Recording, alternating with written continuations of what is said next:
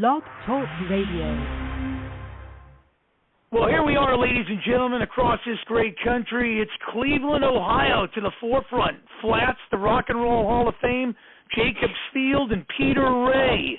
The American Sports History Podcast, 347-205-9631.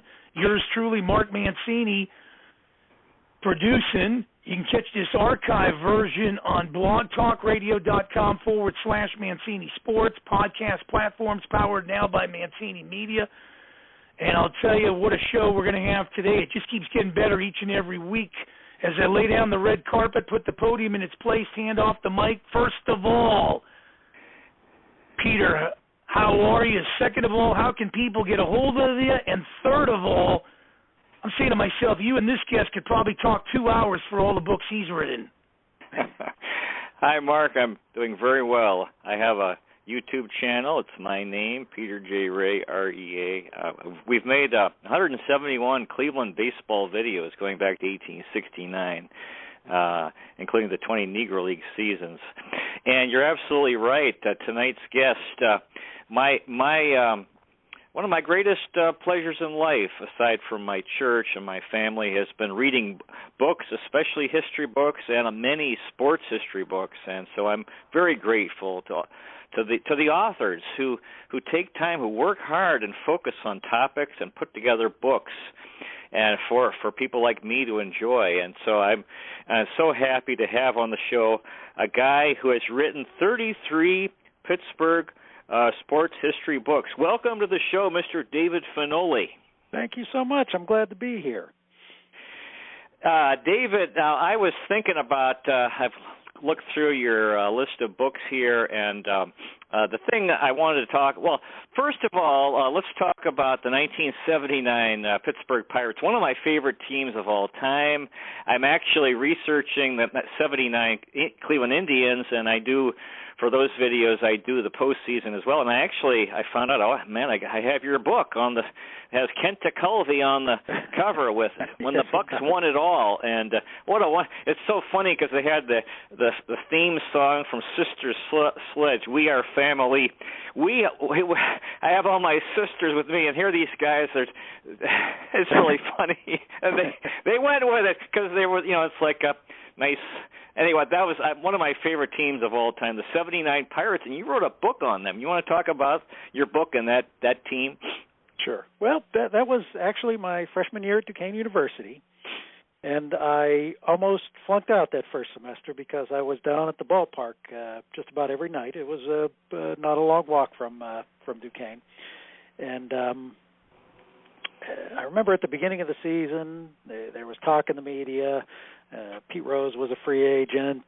Let's get Pete Rose, blah, blah, blah. He ended up signing with the Phillies. But we had signed Dave Parker, and I remember thinking back then, that's a more important signing to me because Parker was in the late 70s the best all-around baseball player in the game, MVP in 78, and just an incredible, had power, had a cannon for an arm. I remember in the 79 All-Star game, got the MVP for his defense in right field, and who the heck gets MVPs in an All-Star game for defense? He was that spectacular that day, throwing out 2 runners. But it had the makings. It just had a very powerful lineup.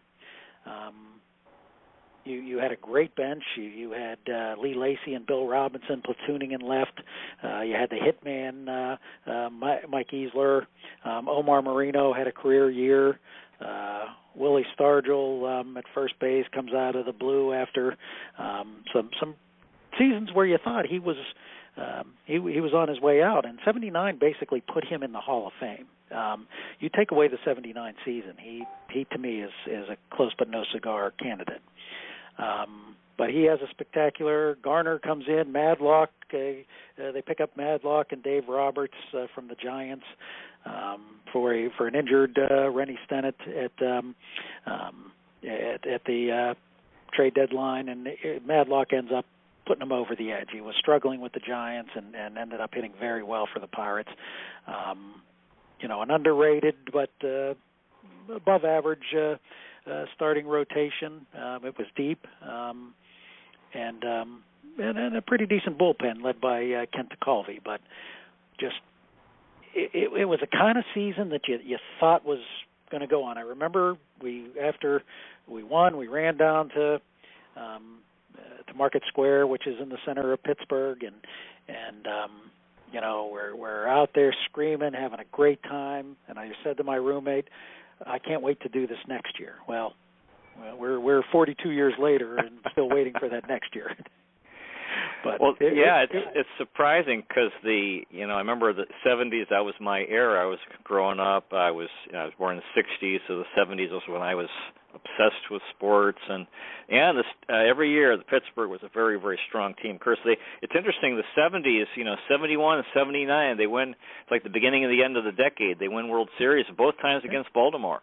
Yeah, no, it's and Jim Rooker. We were talking to Jim Rooker once after a Sabre meeting, and he basically his reason, he said that it turned around because they were down 3-1 to the Orioles. It looked like it was just going to be a quick series in '79, and Rooker said that the scouts, I mean, you didn't have analytics, you didn't have every game on TV, you had guys watching players for maybe a week or two, and he said the scouts basically had everything wrong on how to pitch to the Baltimore hitters, so they did the opposite and gave up 2 runs in 3 games, and ended up coming back to sweep Baltimore those last 3 games to win it 4-3. Yeah, coming back from 3-1, which is just really that's wonderful. We have a lot of listeners from the 412 area code. Welcome to all of you. Welcome. And is that in the Pittsburgh area? That is. That okay, is. I assumed that was so. Now, we just don't have enough time here. I'd love to talk the whole 30 minutes on the 79 Pirates, but I'd like to move on to football. Sure. Mark Mancini mentioned the Hatfields and McCoys, and, I just don't understand. So I know there's this rivalry. Of course, the Steelers have been beat Cleveland how many games in a row, so there hasn't been much of a rivalry, Browns-Steelers, but, you hear stuff like, anti-Pittsburgh stuff here, and I think, what are you guys talking about? Because Pittsburgh was a place where George Washington spent time as a young man, fighting the French, and where the early settlers would come, and when they got to Pittsburgh, they from the east, they would have access to the Mississippi River system, and so very important city in American history. And the thing is, I would say that the Steelers have been the best team in the last 50 years in the NFL, because I haven't really methodically studied it, but thinking back, I know in the early 70s they were weak, but they've only had a few losing seasons since then, and so that's amazing. I would say the best team in the last 50 years. Now, if you go back, and they're an old team going back to the 30s in the NFL, not a very good team, but Art Rooney kept the team going. You got to give him credit. And then going back to 1920. Now, if you really get into NFL history, the beginning of the NFL, and then earlier, the Ohio League right before the NFL, and then if you want to go back even further to the beginning of pro football, and it looks like you wrote a book, and it goes from, I'm not an expert, I don't know much about it, but as far as I know, the Pennsylvania League was the first pro football. Now, was that centered in Pittsburgh? You wrote a book, The Birthplace of Professional Football. Couldn't you talk about that? Which was actually in the home of Mr. Rogers and Arnold Palmer, Latrobe, originally we thought. There was a man named John Brellier who in 1895, he was a college player, and they would get college players on these teams. They were considered amateur teams. It was considered an embarrassment to be paid to play football, but John Brellier took $10 and expenses. He was a college quarterback at what I believe is now IUP, Indiana University of Pennsylvania, and he admitted to being the paid player. So he was considered the first professional player, and therefore it was considered the birthplace of professional football was in Latrobe. They had gotten a bid to be have the Hall of Fame, actually. And the NFL back then didn't have the money to build it, so they were going to have to raise the money. So after 20 years, they couldn't raise the money. And so in 1960 or 61, they put it back up for bid again, and that's when Canton found a steel mill there that put the money up, and that's how they got the Hall of Fame. It was supposed to be in Latrobe.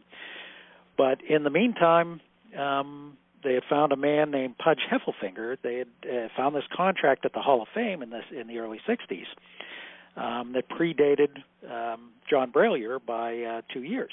So Pittsburgh actually then at that point in time became and is considered today the birthplace of professional football. But what Latrobe has is they had the first all-professional team that was played for an entire season in 1897. And one interesting thing I am trying to get some background on, Greensburg, who is a town not far from Latrobe, also claimed to have that designation, but they don't have the proof that Latrobe has with the contracts. But historians say that on important games, it's certain that Greensburg had all professional players. So there was a game in November that right now I'm hot on trying to see if I can prove that to be the first all-professional football game. But that is where professional football started, and that is where the Hall of Fame first was supposed to be. Before their town fathers did not do the job of raising the money for it. What year did the Pennsylvania League start? Pennsylvania League, it goes back to the early 1890s. Just sporadically. The high point of it probably was 1895 through 1902 or 3.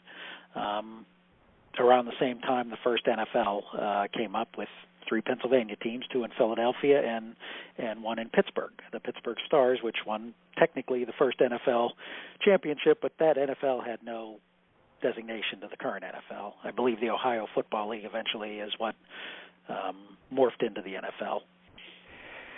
Yeah, I did research. The first pro football team in Cleveland was in 1916, Cleveland Indians football team in the Ohio League, and they had a coach, Peggy Parrott, player coach, and I did a video on a cemetery in Cleveland, and we went to his grave, and I didn't even know he was the player coach at the time of the first pro football team in Cleveland. So that's what it shows. If you know some history, it helps when you come across things to know the significance of it instead of just like not really knowing anything. Well, that's sometimes how you find out things. That's absolutely. I find when I'm researching for my books, that's what happens. In fact, on the last book I wrote with a group of guys from Duquesne who were journalism majors, and we wrote a book called Pittsburgh Sports First it basically covers the things that happened first in sports in Pittsburgh. And, it had been recognized that W&J, Washington and Jefferson, were the first college team to wear uniform numbers. And I couldn't find any proof of that. I asked their people there. They had nothing except for something somebody wrote in a book. And because of that, I ended up looking in newspapers and found out it was actually Pitt 2 years earlier. Yeah, I like to, when I was researching George Washington, I like to imagine in the old Three River Stadium, Bradshaw moving the Steelers up and down the field in the 70s, and Washington walking across the field, in time. Just imagine, because it's all about the same spot. I don't know if he was actually in that spot, but I like to imagine that. There's actually a little monument of that, like a stone's throw from Heinz Field. Oh, so they figured that he was right very near that spot. Sure. Yeah, because that's where the Ohio River starts. To me, it's such a cool. I didn't really, you hear the word Three River Stadium, and I thought I didn't even know what does that mean. And then you realize I'm not from Pittsburgh when I realized, this is so cool. These two rivers, Allegheny and Monongahela, forming the Ohio. And so how can you be against Pittsburgh? Because Cleveland's in Ohio, and that's where the Ohio River starts. Absolutely. And right at the point, right where you can see Heinz Field is Fort Pitt and Fort Duquesne, which was where the War Washington was involved in. Yeah, his early difficulties fighting the French, anyway, every early in life. You wrote a book on the 1909 World Series when Cobb met Wagner. Yes. You like to talk about that? Sure. That was World Series that to me was the first matchup of true superstars. It was kind of theater. I mean, I know there were superstars on other World Series, but this was theater. This was good versus evil.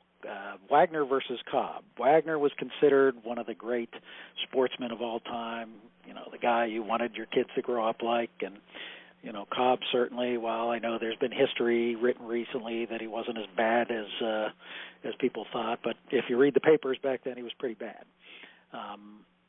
In fact, he had to drive to Pittsburgh, and this is one of the reasons he ended up having a bad series, and Wagner ended up, having a great series. But Cobb had to drive through Ontario and down to Pittsburgh because he was being sought after in Ohio for beating up a hotel detective. And so he couldn't go through Ohio, so he had to drive in his uncle's car way out of the way, and they said he was so exhausted that's one of the reasons he didn't play well there. But, I mean, it was Pittsburgh's first World Series championship. They had been embarrassed in 1903 by the upstart American League, Boston Americans. And they had just had that moniker as chokers. Wagner was considered yellow or a coward for not playing well in that 1903 series. So 6 years later, they get their chance. I believe won 109 games that year and ended up defeating Detroit in 7 games. Pittsburgh has never won a World Series that hadn't gone 7 games. All 5 championships went 7 games.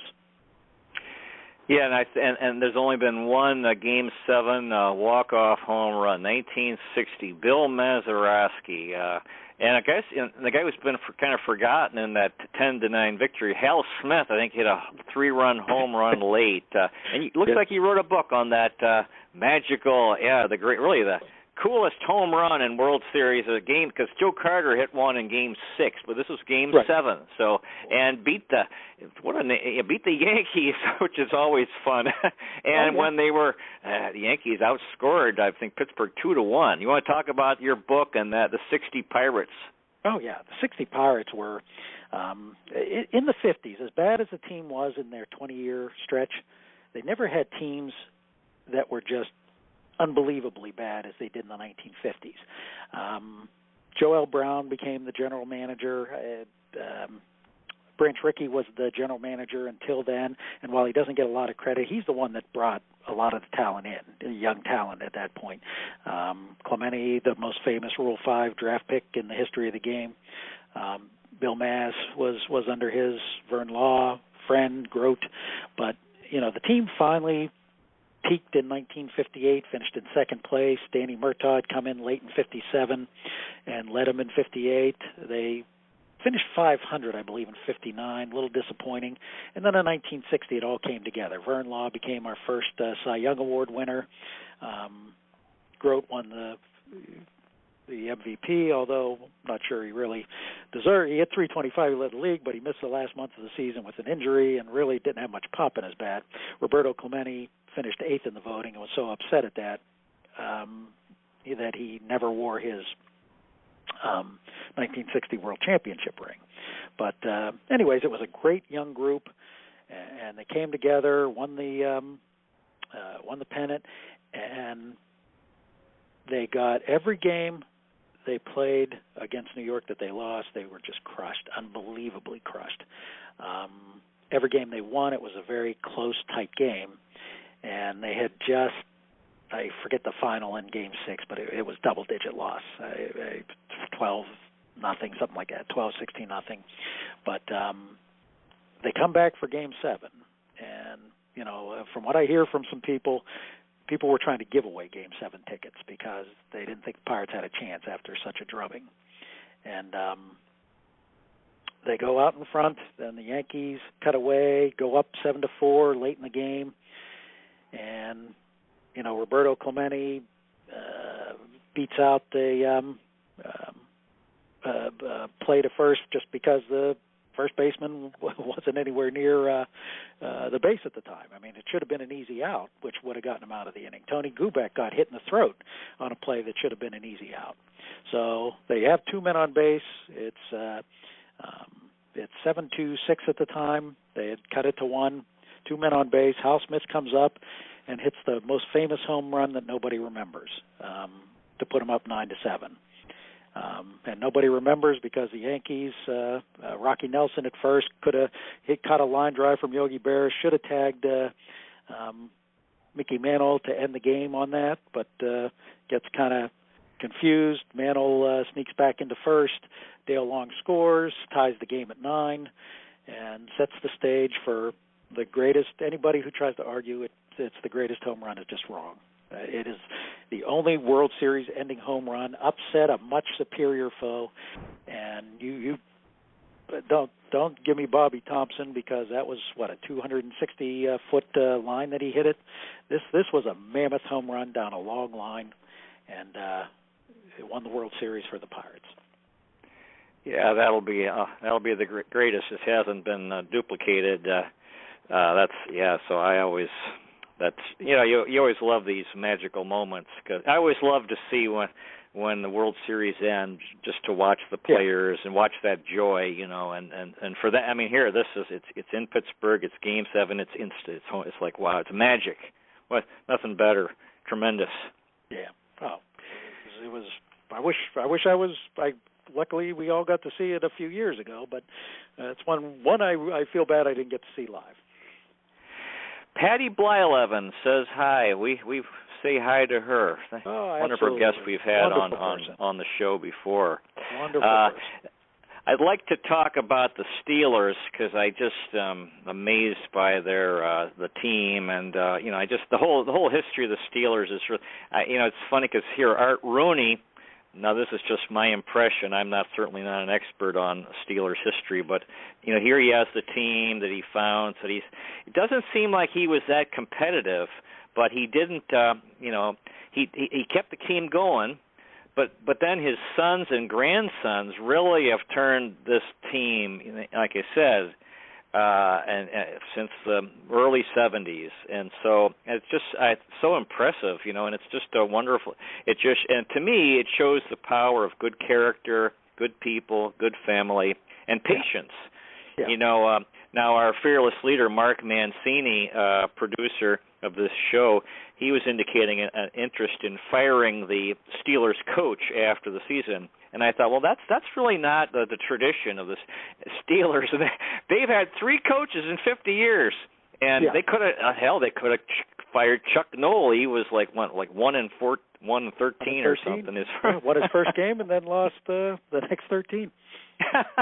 So, I mean, it's just incredible this ball club and how they've been able, because the Patriots are really, it's the last 20 years since they've been dominant, and the Cowboys haven't really kept that. So how would you explain 50 years of excellence for the Pittsburgh Steelers? It's the best organization in football. I mean, you look at it up until 1972. This was the Pirates of the NFL.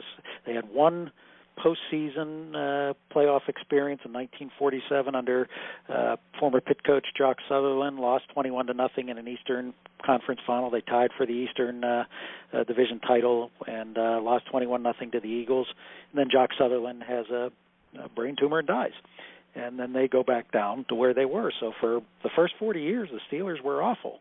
Dan Rooney comes in, hires Chuck Noll, decides to build by the draft, and really, except for the mid-'80s, really 85 to 88, this has been from 1972 to 2001. You may have had 5 losing seasons in that, but really, especially since 1992 when Cowher came in, it's been an amazing run, and that these guys they're in a position to win a world championship anytime, and Mike Tomlin I'm a huge fan of, with what they have to deal with today. It's no longer, the Chuck Noll iron, I'm the disciplinarian, you will do as I say. It's not that way anymore. And he handles personalities in an outstanding manner. With the injuries that they had, They haven't had the strongest personnel in the last few years, yet he's found a way to be competitive with that team. And just think this is, unfortunately, this might be the swan song this year. We may have a couple down years and have to build again. You know, like I said, the '70s was my era, and I have such strong memories of the. And at the time, I hated the fact that the Steelers were so strong and Cleveland was relatively weak. And but now I'm very nostalgic for the '70s Steelers, and that's why I'm so happy that you see Terry Bradshaw around on the NFL doing as a broadcaster. Have very fond memories of him and his. And I like he's just a funny guy, and he's just. And as a quarter, I mean, to me, I don't know. He had his critics, but the guy was strong. He could move. He had a strong arm, and I mean, and he won he was 4-0 in Super Bowls. So, and all these guys, Franco Harris and Rocky Bleier coming back from Vietnam, and these. And Mean Joe Green and the Coca-Cola commercial, right, and all this stuff, and Jack Lambert, all these fellas. You want to talk about the '70s Steelers? It was tremendous. I mean, the '74 draft, in the first 5 rounds, you draft Lynn Swann, Jack Lambert, Mike Webster was drafted, and John Stallworth, 4 Hall of Famers and 5 picks. And then you add to it Donnie Shell, who just got in the Hall of Fame, was a free agent signing that year out of college. So, you know, these guys were just a joy to watch. They were all under Chuck Noll's, you know, tough way to play. And Bradshaw, who looked early on like he was going to be a bust, and then gets replaced by Joe Gilliam in '74 for the opener. And you know what? That seemed to kick in. And that's when Bradshaw's Hall of Fame career really began, and they win the World Championship that year. You know, and you give a lot of credit to Bill Nunn, who's also a Hall of Fame pick this year. He was an old sports editor with the Pittsburgh Courier, our African-American newspaper in Pittsburgh, and the Steelers hired him. He ended up being the guy that was the first guy to really scout historically black universities for players that you know, there weren't a lot drafted before that, but Dwight White, L.C. Greenwood, you know, John Stallworth, Donnie Shell, those guys all came to the Steelers, and to me, I was so happy he got put in the Hall of Fame this year, because to me a lot of this doesn't happen without Bill Nunn, and you know, there are so many people other than who gets credit for it that really deserve a lot of credit moving forward with that. But you know, when they won in '74 again, you know, that would be the equivalent of this generation seeing the Pirates win the World Series or the Browns win the Super Bowl. That's what that '74 championship was. So much bad had happened for so long, and now all of a sudden, you know, you win a World Championship, then you get arguably the greatest dynasty in pro football history, 4 Super Bowls in 6 seasons. Not easy to do. And the Steelers, to me, the spectacular thing about the Steelers, you know, getting to the current, from 92 now, winning so consistently in a salary cap era. And to me, that's what it's impressive about the Patriots also. That's not what the salary caps are supposed to be. The salary caps are supposed to be for teams to have up and down seasons, but the Steelers and New England just have fantastic front offices and have kept it there. Yeah, and then they had remember Franco's Italian army. Here, you know, we've had racial problems in our country, but you have a guy whose father was Italian, and he's a black guy, but he's embraced by the Italians in Pittsburgh. So I thought that was cool. You know, Frank Sinatra was a member. Our guest has been David Finoli, who has written 33 books on Pittsburgh sports. The time has zoomed by, and and David, do you have any final thoughts for our audience? Well, I think both cities have certainly had a lot of good history. Now, I think the Browns are about to turn around, unfortunately. They're about to turn the series around on Pittsburgh, but that's a good thing about a rivalry. I mean, it's not a rivalry, as you say, if one team dominates, and it's, you know, I have respect for the Browns as a organization going forward. Not a lot of respect in what you guys have been through the last 20 years, but it seems like they finally figured it out and are doing the right things. Yeah, it's nice to have a challenge, I imagine, because we've been kind of. Although I'm sure they were good games, that we just couldn't beat you guys over the years. So thanks so much, David Finoli, for being on the show tonight. Wonderful interview, and God bless you. Keep up the tremendous work writing Pittsburgh sports books. Thank you so much, and thank you for having me.